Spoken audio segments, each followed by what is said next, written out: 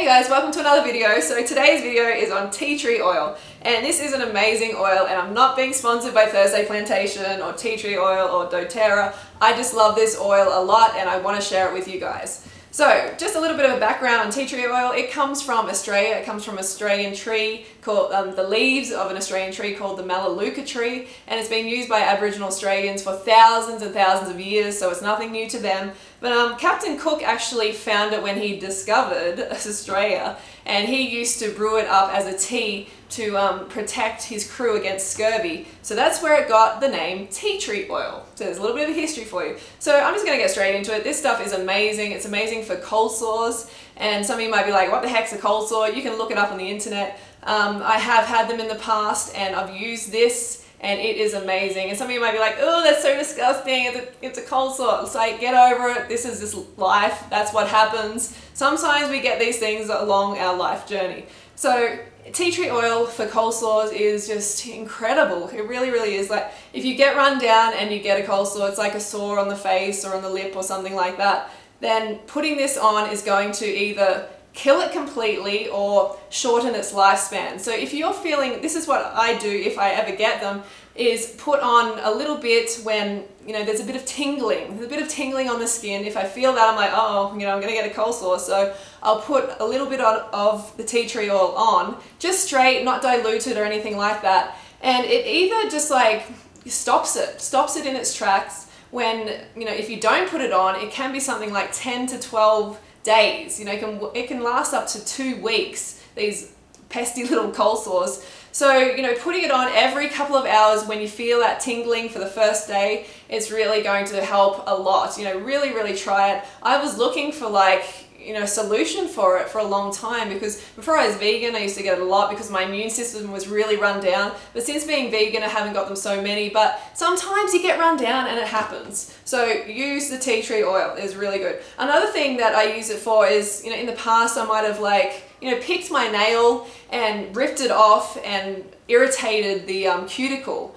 And I've just put a little bit of this on the cuticle and it completely takes away the inflammation and the infection. Otherwise it can last days and days and days, and it really, really can be painful. So tea tree oil, because it's anti-inflammatory, antimicrobial, antibacterial, it's antifungal, it is really, really good for that. And especially athlete's foot as well, which is like some fungal issue that some people get on their toes. You put some tea tree oil on it and it's basically going to fix it.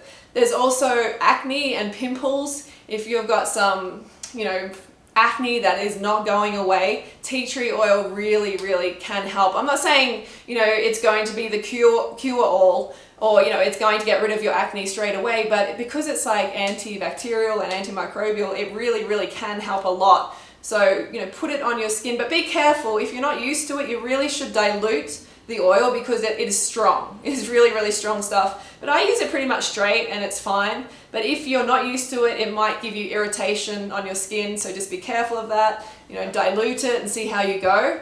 Other things that it's good for, I've got a little bit of a list here which I came up off the internet, because, you know, if you Google tea tree oil, it is amazing. Like, so many people are having so much success with it, but it's not spoken about because it's not part of the establishment. You know, it's not part of the pharmaceutical industry, is it? So, you know, of course it's a natural alternative, so it's not going to be promoted as much. It doesn't have a lot of money behind it, this industry, so it's being kind of crushed by the competition, which is the pharmaceutical industry.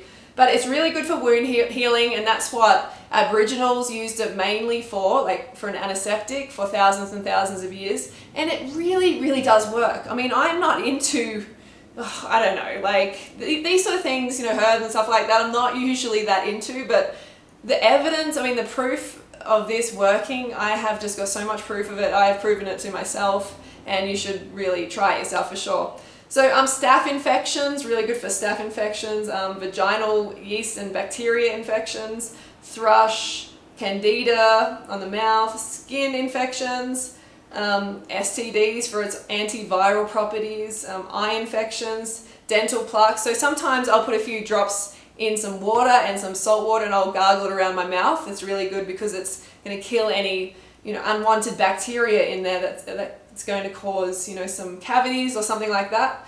bad breath, acne, fungal, yeah, so there's a lot of uses for this amazing little oil, so definitely check it out. I just wanted to share it with you because, you know, especially for cold sores, you know, I was looking up on the internet and I'm like, you know, how can you get rid of these in the past? And I didn't find anything except, you know, antiseptic, like just nasty creams that were, you know, bad for your skin and everything like that, and pills and all that. So I'm like, I don't want to use that stuff. And I used this and it was really, really effective. So definitely give it a shot. Alright guys, that's my video for today. Hope you enjoyed it. Let me know if you've got any comments down below and I will see you next video.